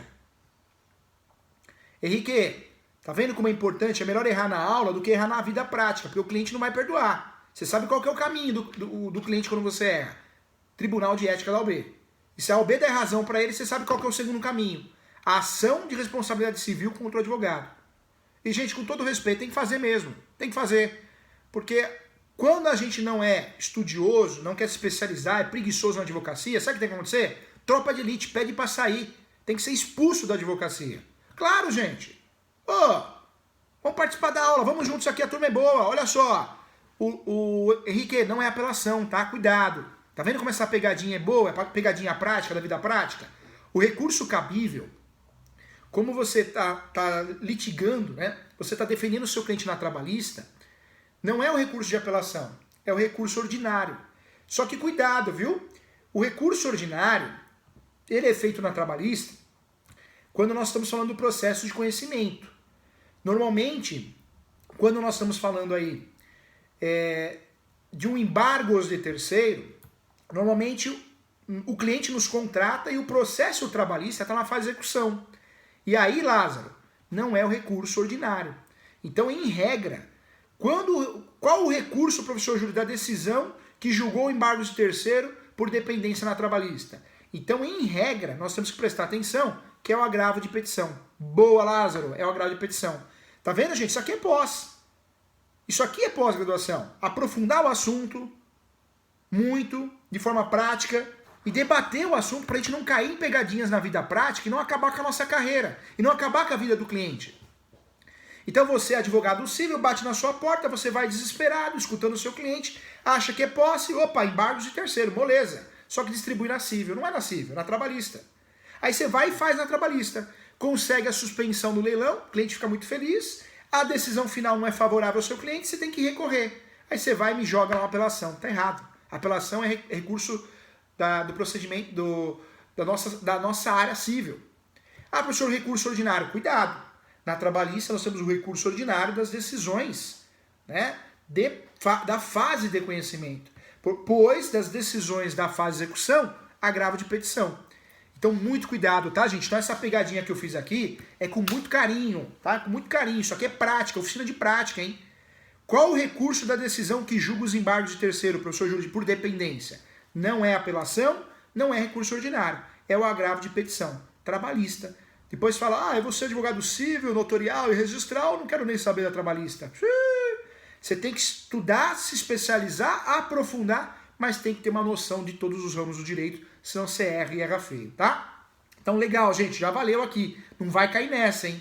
Então, se você assumir algum caso trabalhista, né, não de ação trabalhista, nem defesa, mas um caso que o seu cliente é um terceiro e vai perder o imóvel, e acontece muito no Brasil, muito mesmo, fique atento. A distribuição é por dependência, na trabalhista, e outro detalhe, do recurso agravo de petição. Então, muita atenção em relação a isso, com muito carinho eu falo para você, tá? O embargos de terceiro pode ser uma peça usada assim para ajudar o nosso cliente que está perdendo o imóvel no leilão. Pode sim, tá? Então, muito importante isso. Pode sim, pode ser usado. Quando nós falamos de leilão no Brasil, nós temos o leilão judicial e o leilão extrajudicial. O leilão judicial no Brasil, nós usamos esse leilão em processos judiciais. Tem que ter ação judicial, seja aí uma ação de cobrança, execução, monitória, tem que ter uma ação judicial, uma sentença provavelmente, a não ser que for execução, e aí eu quero um bem imóvel que vá a leilão, a asta pública, para que ele seja transformado em dinheiro. Professor, qual que é o objetivo de um leilão, de uma asta pública? Gerar liquidez. O leilão é uma máquina de transformar bens móveis e imóveis em dinheiro e sanar o processo. Então, no Brasil, nós temos o leilão como um instrumento de gerar liquidez. Professor, o que é leilão? Leilão é asta pública e leilão é um instrumento de gerar liquidez. Quando eu falo de leilão, tem leilão judicial, onde o bem móvel ou imóvel vai a leilão em virtude de uma ação judicial, seja qual for, em qualquer procedimento for. Mas no Brasil, nós temos o uso também do leilão extrajudicial. O leilão extrajudicial é utilizado no Brasil para muitas situações, diversas situações. O leilão extrajudicial, a situação que ele é mais utilizado no Brasil, é sim quando existe um contrato de financiamento imobiliário, com corporativas, incorporadoras, com instituições financeiras, Itaú, Santander, Caixa Econômica. Então, alienação fiduciária, quando existe alienação fiduciária, um contrato assinado pelo comprador, consumidor, ele não paga as parcelas, esse imóvel vai a leilão. Leilão extrajudicial. Muita gente acha que quando compra em leilão, está levando vantagem, ou o imóvel sempre é objeto de litígio. Não. Hoje, a grande maioria, sim, dos imóveis que vão a leilão são extrajudiciais. Sim, por contratos de financiamento imobiliário ou também pela própria vontade do vendedor. Hoje é possível você, o Abel, o Saulo, a Vanessa, o Lázaro, o Henrique, o Daniel, né, todo mundo aqui da nossa pós, ir lá no leilão e falar, olha, quero deixar um imóvel para vender aí. E o leilão pegar o imóvel e vender. É uma venda direta, feita através de leilão. Então, o leilão extrajudicial também tem essa modalidade. Então, não podemos achar que o imóvel está no leilão, ou ele é objeto de contrato ou de ação. Não, pode ser por vontade própria da parte. Nós temos o leilão presencial, cada vez mais em desuso. O leilão online eletrônico ganhou força. E temos o leilão híbrido, que acontece muito no Brasil. Cuidado, pessoal, com o golpe do leilão. Oriente seus clientes, oriente seus familiares.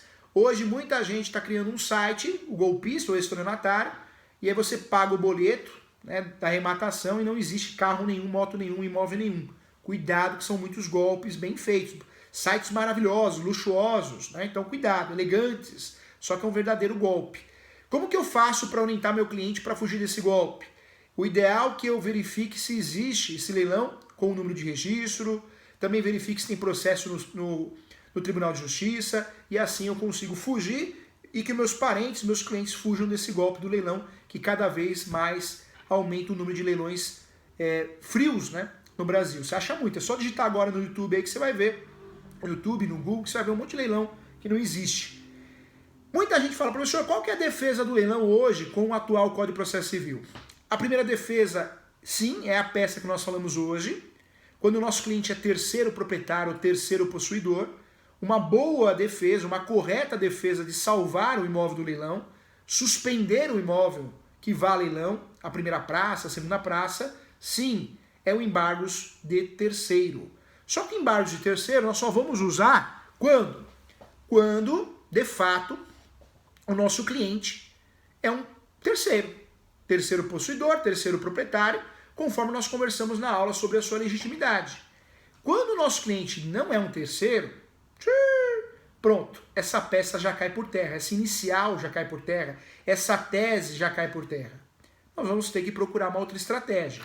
E aí tem muito advogado que fala para o seu cliente, me contrata que eu vou suspender, eu vou anular o leilão. Cuidado, hein, gente? Cuidado, porque hoje no Brasil, para você conseguir suspender um leilão ou ainda anular um leilão é muito difícil.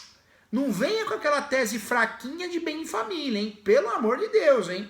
O bem de família não é o que era antes, hein? O bem de família hoje, ele de fato é uma tese que existe, mas muito ruim, muito fraca. Então não usa tese morta, hein? A pior coisa é o cliente te contratar e você usar uma tese morta. Professor Júlio, como que eu vou salvar um imóvel no leilão? Uma nulidade, uma suspensão. Quando você pensa em suspensão, tem que pensar em medida cautelar, né, gente? A medida cautelar é o pedido de tutela de urgência para salvar o pedido. Não é o próprio pedido.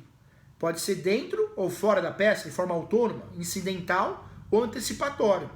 Então, se eu pensar aí numa suspensão de leilão, medida cautelar, dentro da inicial ou fora. Esse inicial, que o pedido principal vai ser a nulidade, a anulação, eu tenho no Brasil poucos fundamentos. Então, eu vou dar a dica aqui sensacional. Então, também aproveitando aqui, nós já falamos sobre isso também em outras oportunidades, mas aproveitando essas teses que você pode usar no embargos também. Primeira tese, então, para conseguir a nulidade do leilão, a suspensão do leilão. Falta de intimação pessoal dos devedores para o pagamento da dívida. É uma tese que funciona. Normalmente funciona. A falta de intimação pessoal dos devedores para o pagamento da dívida. É uma das poucas teses que funcionam para suspender ou gerar a nulidade do leilão. Ponto final. É uma realidade. Depois, aparece para nós também a segunda tese. Também acho uma tese muito interessante e funciona normalmente. O erro no valor da dívida descrita na intimação. Acontece muito, gente. Acontece muito. Professor, erros no editais. É difícil ocorrer erro no edital. O leilão aí, o sujeito é leiloeiro há 20 anos. Como que vai errar? Tem jurídico por trás. Isso é coisa de novela, coisa de filme. Mas erro no valor da dívida descrita na intimação acontece. É um tipo de erro que acontece. Tá aí a segunda tese que eu te dou para você usar dentro dos seus embargos de terceiro ou numa ação de anulação de leilão ou numa suspensão através de uma medida cautelar de leilão também.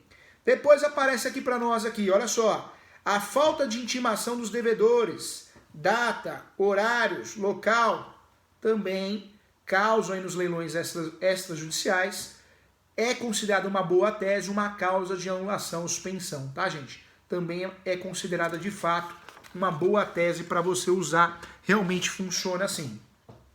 Vamos lá, mais uma que eu verifico na prática que funciona. A falta de publicidade edital. Mais difícil acontecer, hein? Mais difícil acontecer, mas acontece. A falta de publicação de edital, divulgado, é algo que acontece. Normalmente não acontece com aquele leilão antigo, mais experiente, mas com os leilões novos isso pode acontecer sim. Outra também, edital sem a descrição das benfeitorias do bem imóvel. Também uma tese que tem funcionado aí. Se você estudar jurisprudência, você vai ver que o professor está falando sempre a verdade, com muito amor e carinho. Então funciona também.